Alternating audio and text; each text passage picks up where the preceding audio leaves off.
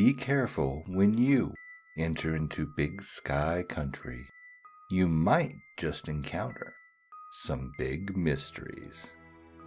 Thank you for joining me for another special episode of Big Sky Mysteries. This episode is another true ghost story researched and collected by Montana's very own Ellen Baumler. See the description below for more details on Ellen. As many of you are already aware, the appearance of a ghost can occur after a particularly violent act, resulting in the death of one or more people. The story of the Centerville Ghost is no exception and is possibly the result of a murder-suicide that happened in 1897. Several years later, strange occurrences began, and the Centerville Ghost was born, and the legend remains. If you enjoy this episode, please hit that subscribe button and the notification button so you won't miss out on your next scary episode. Also, if you're looking for something seriously spooky or downright terrifying, check out more of my videos in the link above. Now, enjoy this true Montana ghost story. Welcome to Big Sky Country. The Centerville Ghost. Centerville huddles precariously against the slope of the richest hill on earth.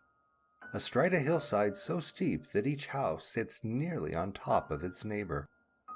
Backyards tumble into each other, challenging the housewife who hangs her wash on the clothesline. At the turn of the 20th century, the collective Centerville community was overwhelmingly foreign-born, of European ancestry. These folks, who came to the land of opportunity, kept the traditions of their forebears. The cultural heritage these adventurous immigrants brought to the great American melting pot, and especially the industrial giant that was Butte, enriched the colorful fabric that even today, several generations later, makes Butte a unique and special place. A century ago, Dublin Gulch in Centerville, a suburb of Butte, was home to many young men not long from Cork and Limerick. They came to America with young wives or married nice girls of similar Irish Catholic backgrounds, and together they had broods of children, the first generation born outside the Emerald Isle. These hardy Irish transplants found Butte a place where there was always work, but they also found the miner's life tough. Centerville's population crowded into small, company-owned cottages, filling the stuffy rooms with crying babies, extended families of aunts, uncles, and cousins, and boarders who helped pay the exorbitant rent that always seemed to eat up most of their wages. Looming headframes dotted the hillside, a constant reminder of men by the hundreds, tunneling like so many ants inside the treacherous labyrinth of the mines, a hell inside the hill. In the winter, the clammy underground was bad enough, but above the mines, a pall of sulfuric smoke hung thickly over the hill. Lamps had to be lit at noon in the crowded kitchens where the womenfolk labored over endless chores. Danger haunted every miner every hour of every day, and it haunted his family too. In this ripe setting for horror stories, tales of banshees and ghosts, carried across the Atlantic and told around Centerville's kitchen tables, found a place in the collective memory of the mining community. Belief in the supernatural was the norm, and while the creatures that figured in the folk tales always seemed to hover barely out of reach in one's imagination, they made the shadows in dark alleys come alive after dark. It didn't take much to fuel active imaginations in a place where mining accidents were so commonplace, and if a man escaped death in the bowels of the hillside or in the jaws of heavy machinery, the miner's consumption, was like as not to get him in the end. In such a place, the Grim Reaper could come with his random knock on any door at any moment. Superstition colored birth, death, and life in between. The Irish of Dublin Gulch feared the banshee's wail, warning that a death was close at hand. The thought was enough to give even the brawniest miner the cold, hard creeps. On September 6, 1897, a horrendous crime gave the population of Centerville something to talk about beyond the usual worries of mining. Shift boss James Shea was making his way home from work at the Mountain Consolidated No. 2 during the noon hour. There had been some trouble the day before at the mine. Thomas Lane's heavy drinking of late had caused Shea no small concern. Lane had been drinking again the day before despite warnings, and so Shea had fired him. A drunk miner put all the men at risk. On this September day, Shea was not thinking about the incident with Lane or about anything else in particular as he neared the Mullen Hotel. But Lane lay in wait upon the porch with murder on his mind. As Shea approached the hotel, Lane raised his firearm, shut one eye, took aim, and fired, pumping 5 bullets into his former boss. The victim dragged himself to a nearby doorstep as his blood drained into the dusty street.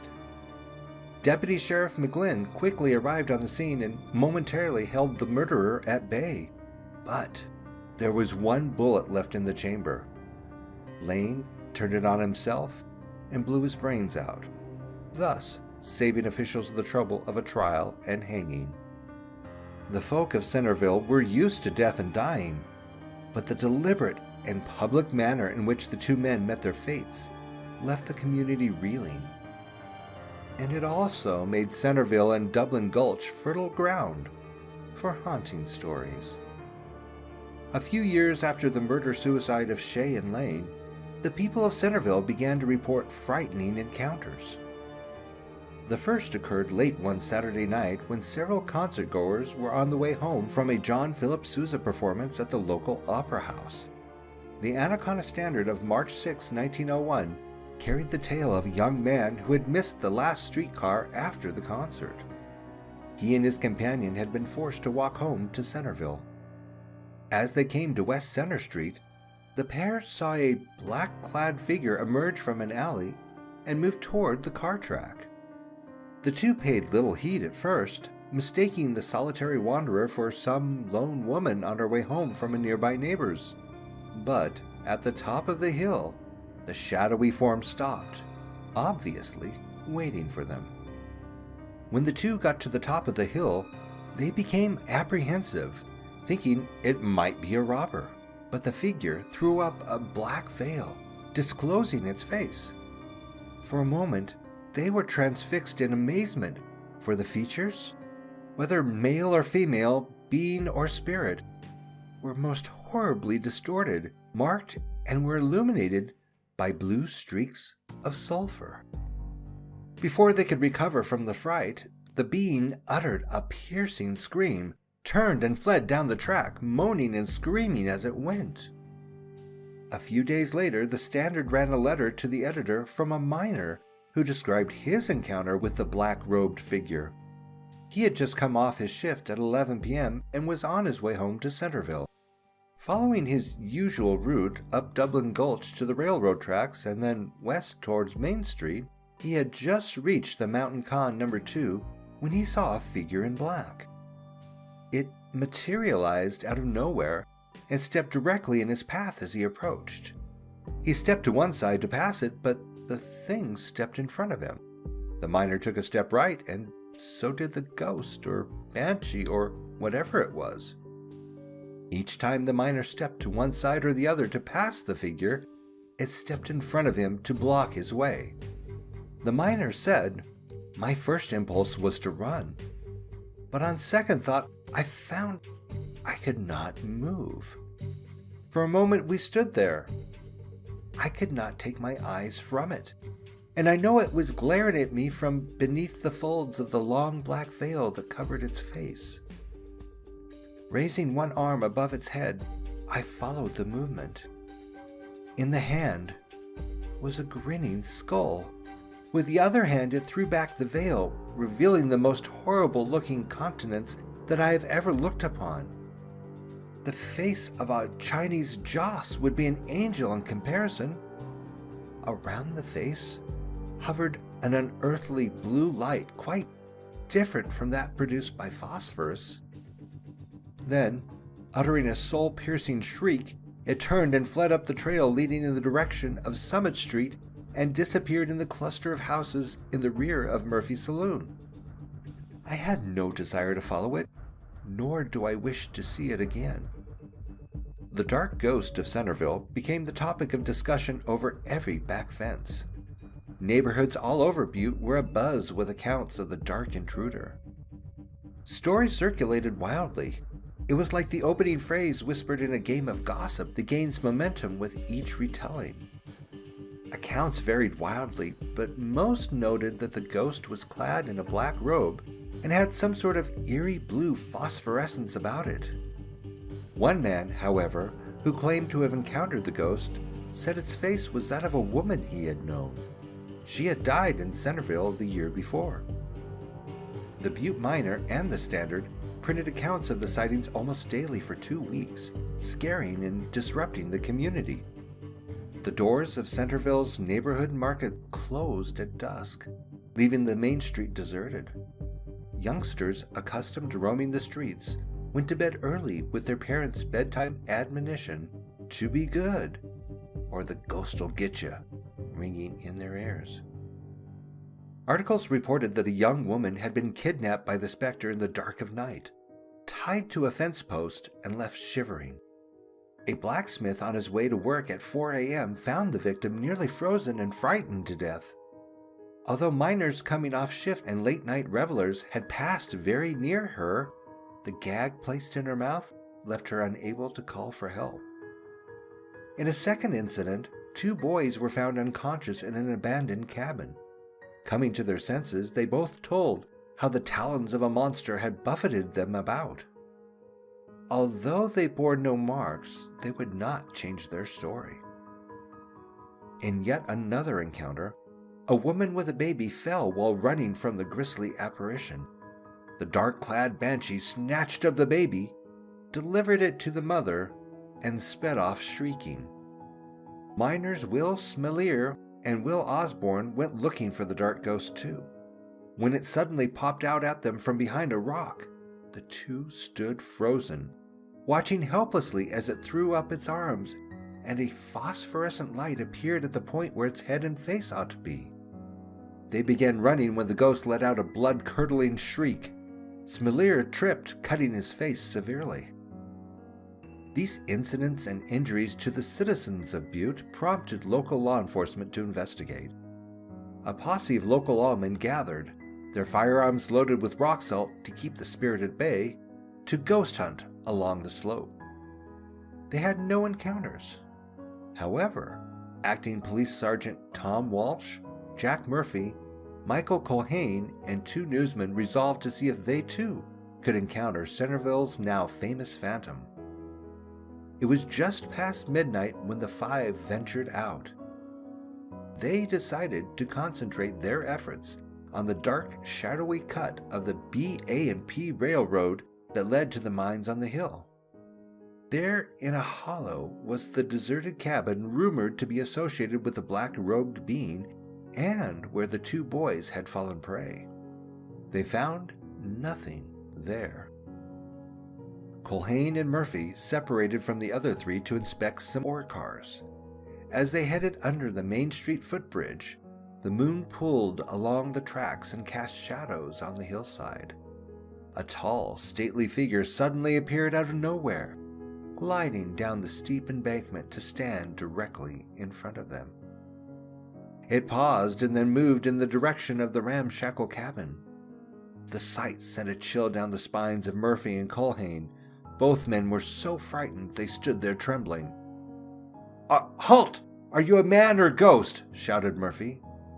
The black-robed spirit, or whatever it was, slowly raised both hands toward the sky and noiselessly seemed to glide over the rough ground, still moving in the direction of the cabin. The men could see it, outlined in the faint light of the moon. They gathered their wits aimed their rifles, and each fired a shot at the specter from a distance of about 10 feet. When the deputy and newsmen reached the badly shaken Murphy and Culhane, they had quite a tale to tell about their close encounter. They claimed that the uplifted hands seemed to be transparent, appearing blood red like a hand held over an electric light. Just before they fired their rifles, a dull red glow appeared in the breast of the creature, providing a well-marked target. Its head also seemed to glow the same dull red. The men were very frightened. As the group made its way back, they met two Finns who also claimed to have seen the ghost gliding toward the lonely cabin. The Standard put the spirit to rest on St. Patrick's Day, 1901, hinting that the whole thing was a prank. There were several theories. Perhaps the culprit was a spurned lover trying to scare his rival, or a buyer trying to clinch a real estate deal by hoodooing the property of a superstitious owner. Or perhaps it really was the ghost of Thomas Lane, come back in search of another shift boss who did him wrong. Whatever the explanation, the ghost succeeded in whitening the hairs of the few to whom he appeared, and sent children to bed, for once, at a decent hour. The ghost likely made no more appearances because, the newspapers speculated, the shots had scared him off. Further, said the Standard, it is a safe guess that the ghost will boast of his pranks when the fever has blown over. No one claimed responsibility, however. 2 decades later, the memory of the Centerville Ghost was still alive. In 1922, those who had been youngsters back in 1901 now had children of their own, and they still shivered as they walked past the old streetcar tracks in Centerville. Given the true panic the ghost created, perhaps reporters were seeking to put the minds of Centerville's good citizens at ease by making light of what had been a true haunting. Regardless of the motivation, no one came forward, at least not for decades. In 1922, a story in the Montana News Association insert of February 13 claimed that old-time newsman Silver Dick Butler made the whole story up on a slow news day. And maybe he really did. But in 1930, laundryman Joe Duffy claimed he had planted the story and newsmen took it up. By the power of suggestion, many people soon claimed sightings of the dark ghost. Duffy claimed that Murphy and Culhane were just coming off a drinking binge and what they saw, or thought they saw, was brought on by alcohol-induced hallucinations. The guns that they had been given were loaded with blanks. In the final newspaper account of the Centerville Ghost, the paper reported that 2 men confronted it. They asked why it made appearances late at night and what it wanted. The dark ghost answered willingly, saying that it had had a heavy weight to carry and was burdened with trouble. It said that the late hours of the night suited it because that was the quietest time and helped it to contemplate its difficulties. It then promised the men that it would appear no more and the citizens of Centerville and Butte could resume their nightly activities without fear. This contrived interview differs from other accounts of the ghost and was likely intended to put the minds of citizens at ease in an effort to ward off a more serious panic. Most people believe that the Centerville Ghost was nothing more than a hoax.